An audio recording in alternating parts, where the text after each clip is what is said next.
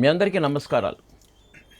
ముఖ్యంగా జనవరి నుంచే కొత్త సంవత్సరాల ఫలితాలు మన వాళ్ళు చూపించటం, వాటిలో చూసిన చాలామంది భయభ్రాంతులకు గురై నాకు ఫోన్లు చేయటం, అయ్యా మాకు శని విధమైన భయం, ఇబ్బందులు కలిగిస్తున్నాడంట, దారిద్రులు అవుతామని చెప్పి ఒక దాంట్లో ఉన్నది, ఓ దాంట్లో అయితే దేశదిమ్మర్లా తిరుగుతారు, కుటుంబాన్ని విడిచి వెళ్ళాలని.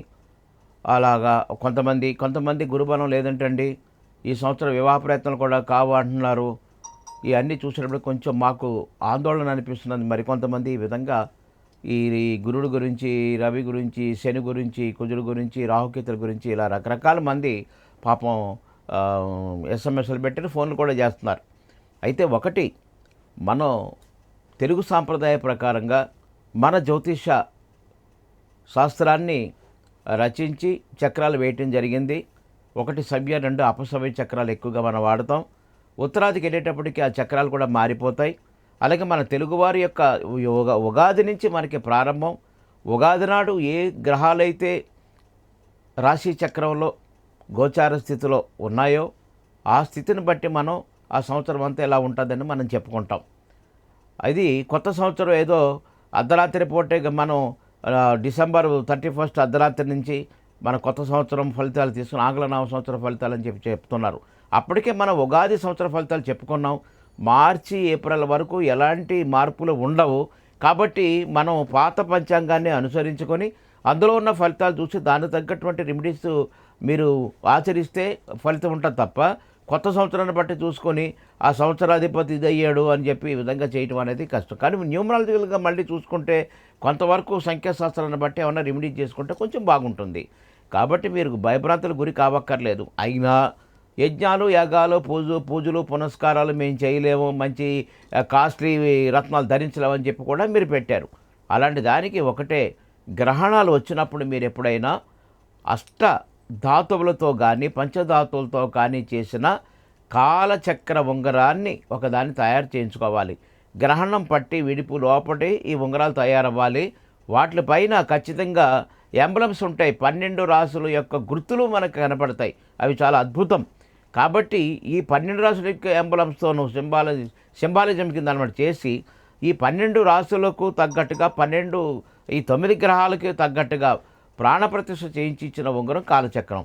ఆ కాలచక్రాన్ని చూపుడు వేలకు కానీ, మధ్య వేలకు కానీ, ఉంగర వేలకు కానీ, చిటికిన వేలకు కానీ, కుడి లేదా ఎడమ ఏదైనా కూడా మీరు ధరించి దాన్ని నిరంతరం కూడా మీకు ఏ గ్రహం అయితే బలహీనం ఉందో ఆ గ్రహం యొక్క అప్పుడు కుజగ్రహం తక్కువ ఉందనుకుంటే దాన్ని తిప్పుకుంటూ కుజదేవాయ నమః, కుజగ్రహ దేవాయ నమః అని కూడా అనొచ్చు.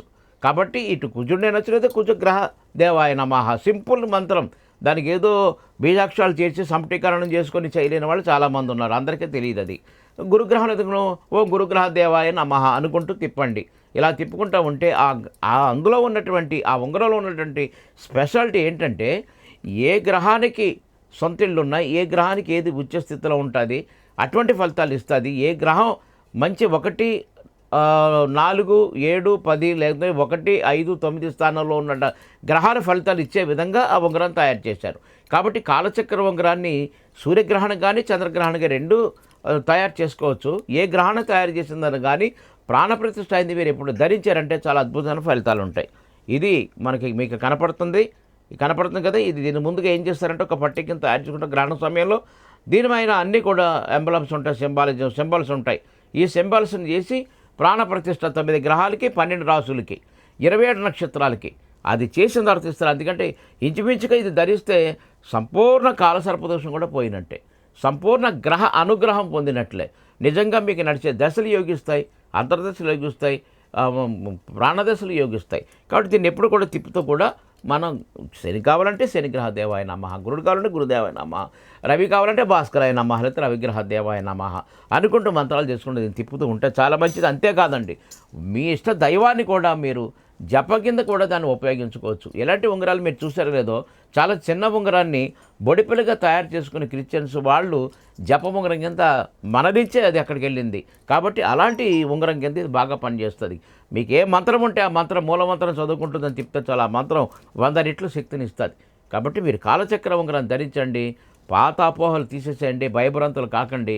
మీకు గురువు యోగిస్తాడు, రాహు యోగిస్తాడు, కేతువు యోగిస్తాడు, కుజుడు యోగిస్తాడు, శుక్ర శని అందరూ కూడా, బుధుడు కూడా యోగిస్తాడు. మీకు ఎందుకు భయపడతారు? భయం లేకుండా ధరించే ఉంగరమే కాలచక్ర ఉంగరం. కాలచక్రం ధరించండి, కాలసర్ప దోషాన్ని పోగొట్టుకోనండి. దశలు అన్నీ కూడా యోగాన్ని వస్తాయి. ఆ యోగ దశల వల్ల మీరు మంచి అదృష్టవంతులు కాగలుగుతారు, సంపన్నులు కాగలుగుతారు. కాబట్టి ఈరోజే దాన్ని సంపాదించుకునే ప్రయత్నం చేయండి. అనుభవజ్ఞులైన గురువుల దగ్గరికి వెళ్ళండి, సంపాదించుకోనండి, లేదా తయారు చేసుకోనండి. మీకు గ్రహణం ఇంకా వస్తున్నాయి, గ్రహణాలు వచ్చినప్పుడు మీరు ఆ గ్రహణ సమయంలో తయారు చేసుకుంటే చాలా అద్భుతమైనటువంటి. తయారు చేయటం అనేది మాత్రం విశ్వబ్రాహ్మణులే చేయాలి, మనం చేయటం కాదు. ఆ చేసి బ్రాహ్మణుడి చేత ప్రాణప్రతిష్ఠ చేయించుకొని శుభ్రంగా శుద్ధి చేసుకున్నాక అది ధరించాలి. గ్రహణ ఉంగరం వన్స్ ఒకసారి ధరించిన తర్వాత ఎప్పుడైనా కానీ గ్రహణ ఉంగరం కానీ లేదా కాలచక్ర ఉంగరం కానీ తీయకూడదు ఇంకెప్పుడు కూడా. లాంగ్ లైఫ్, దాదాపుగా 60 సంవత్సరాలు పనిచేస్తుందని శాస్త్రం చెప్తున్నది. దారిద్ర్య నాశకర ఉంగరం అని కూడా దీన్ని అంటారు.